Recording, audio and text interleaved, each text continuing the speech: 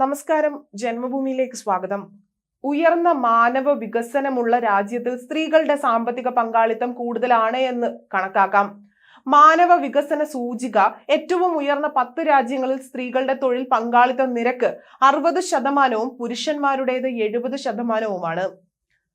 മാനവ വികസന സൂചിക ഇന്ത്യയുടേതിനേക്കാൾ കുറഞ്ഞ ചില അയൽ രാജ്യങ്ങളിൽ സ്ത്രീകളുടെ തൊഴിൽ പങ്കാളിത്ത നിരക്ക് വളരെ കൂടുതലാണ് എന്നതും അതിശയിപ്പിക്കുന്ന ഒരു കാര്യം തന്നെയാണ്. ഉദാഹരണത്തിനായി പറയുകയാണെങ്കിൽ സ്ത്രീകളുടെ തൊഴിൽ പങ്കാളിത്ത നിരക്ക് ഭൂട്ടാനിലേത് 66.4, കംബോഡിയയിലേത് 78.9, ബംഗ്ലാദേശിലേത് 57.3, നേപ്പാളിലേക്ക് വരികയാണെങ്കിൽ 54.3, മ്യാൻമറിലേക്ക് വരികയാണെങ്കിൽ 85.7%. അതായത് മാനവ വികസന സൂചിക റിപ്പോർട്ട് 2014 പ്രകാരമാണ് ഈ റിപ്പോർട്ട് പറയുന്നത്. കഴിഞ്ഞ ഏതാനും ദശകങ്ങളിലായി സ്ത്രീകളുടെ തൊഴിൽ വലിയ മാറ്റങ്ങളാണ് സംഭവിച്ചിരിക്കുന്നത്. അവിടെ വീടിന് പുറത്തു പോവുകയും വേതനമുള്ള തൊഴിലിൽ ഏർപ്പെടുകയും ശമ്പളം നേടുകയും സ്വയം പര്യാപ്തതയുടെ പ്രതിരൂപങ്ങളാവുകയും ചെയ്യുന്നുണ്ട്. എന്നാൽ തന്നെ പുരുഷ തൊഴിലാളികൾക്ക് ലഭിക്കുന്നതിനേക്കാൾ എത്രത്തോളം കുറവായിട്ടാണ് സ്ത്രീകളുടെ വേതനം ഇപ്പോൾ നിലനിൽക്കുന്നതെന്നതും ലിംഗപദവി അന്തരം കൂടിക്കൊണ്ടേയിരിക്കുകയാണ് എന്നതിനൊരു തിരിച്ചറിവ് വന്നിട്ടുണ്ട്. അവർ പലപ്പോഴും പാർട്ട് ടൈം ജോലികളിൽ തന്നെ നിലനിൽക്കുകയോ സംരക്ഷണങ്ങളുടെയും അവകാശങ്ങളുടെയും കറുത്ത അനൗപചാരിക സമ്പദ് വ്യവസ്ഥ വളർത്തുകയോ ആണ്.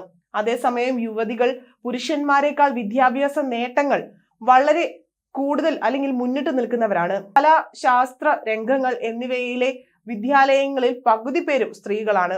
എന്നിരുന്നാലും സ്ത്രീകളുടെ സാന്നിധ്യം തൊഴിലിൽ വിപണിയിൽ പുരുഷന്മാരെക്കാൾ കുറവാണ്. നേതൃസ്ഥാനങ്ങളിൽ സ്ത്രീകളുടെ വളർച്ച വളരെ കുറഞ്ഞ നിരക്കിലേക്കാണ് എന്നതും വളരെ ദുഃഖകരമായ ഒരു കാര്യം തന്നെയാണ്. ഗ്രാമീണ മേഖലയിൽ സ്ത്രീ തൊഴിലാളി പങ്കാളിത്ത നിരക്ക് 37% ഉയർന്നതായി സാമ്പത്തിക സർവേ റിപ്പോർട്ടുകൾ ഇപ്പോൾ വ്യക്തമാക്കുന്നു. 2017-18 23.3% നിന്നാണ് 5 വർഷം കൊണ്ട് 37% ഉയർന്നിരിക്കുന്നത്.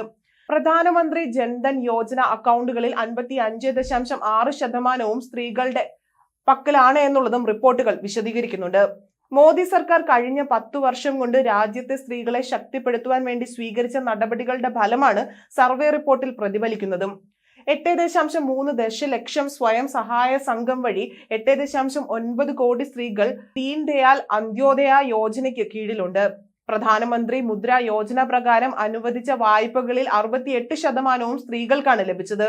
സ്റ്റാൻഡപ്പ് ഇന്ത്യക്ക് കീഴിൽ 77.7% വനിതാ ഗുണഭോക്താക്കൾക്കാണ് ഉള്ളതെന്നും സർവേ പറയുന്നു. സ്ത്രീ ശാക്തീകരണം, സ്ത്രീകളുടെ അന്തസ്സുയർത്തൽ, വ്യക്തിത്വ വികസനം, സാമൂഹിക തിന്മകൾ കുറയ്ക്കൽ, മികച്ച വിദ്യാഭ്യാസത്തിലൂടെ ജീവിതത്തിലെ ആഘോഷങ്ങൾ ലഘൂകരിക്കൽ, ഗ്രാമത്തിലെ സ്ഥാപനങ്ങളിലെ ഉയർന്ന പങ്കാളിത്തം, സർക്കാർ പദ്ധതികൾ ലഭ്യമാക്കുക എന്നീ കാര്യങ്ങളിൽ ദീൻ ദയാൽ അന്ത്യോദയ യോജന വഹിക്കുന്ന പങ്ക് സർവേ എടുത്തു കാണിക്കുന്നുണ്ട്. സ്റ്റാർട്ടപ്പുകളും സ്റ്റാൻഡപ്പ് ഇന്ത്യയും പ്രോത്സാഹിപ്പിക്കുന്ന വനിതാ സംരംഭകത്വത്തിന്റെ തരംഗമാണ് രാജ്യത്ത് ഇപ്പോൾ ഉള്ളത്. PM ആവാസ് യോജനയ്ക്ക് കീഴിൽ നിർമ്മിച്ച വീടുകളുടെ ഉടമസ്ഥ അവകാശം സ്ത്രീകൾക്ക് കൂടുതലായി നൽകുന്നതും അവരെ ശാക്തീകരിക്കുന്ന നടപടിക്ക് വേണ്ടിയാണ്.